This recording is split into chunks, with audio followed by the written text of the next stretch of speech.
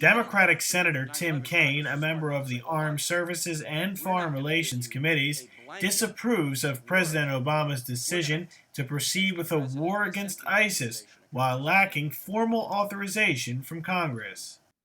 To try to prod the new Senate under the new majority, Senator Jeff Flake and I introduced a war powers resolution in June 8, 10 months from the day of the start of the war. And we made it bipartisan because we wanted to show that we could reach a bipartisan consensus. We had talked to all of our colleagues on the Senate Foreign Relations Committee. We gathered their intel. We didn't attempt to solve everyone's concern or problem, but we attempted to do a good faith bipartisan version that would be then the subject of amendment, obviously. And we pushed, but in the 2 months since we've introduced it, we've had a few discussions in closed sessions in the Senate Foreign Relations Commission, but otherwise silence. Anywhere else outside of our committee has been silent in the Senate. So, what has 1 year meant? Well, to our institutions, 1 year of war against the Islamic State has transformed a president who was elected in part because of his early opposition to the Iraq War into an executive war president, maybe a perpetual war president.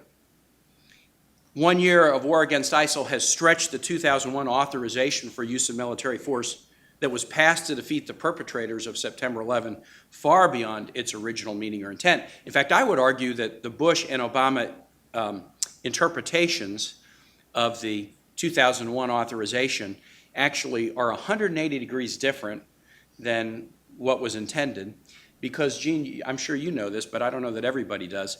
There was an authorization that the Bush administration tried to get Congress to pass right after 9/11 that said we give the president the ability to take action against nations or organizations that want to harm the United States.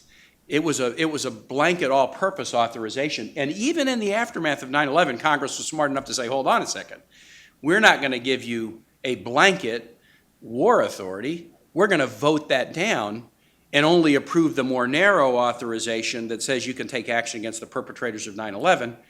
But the administration gloss that the Bush administration put on this, that the Obama administration has continued and even expanded, basically has transformed the 9/11 authorization today into exactly what the Congress rejected 2 days after the 9/11 attacks. In Washington, I'm Nicholas Balassi.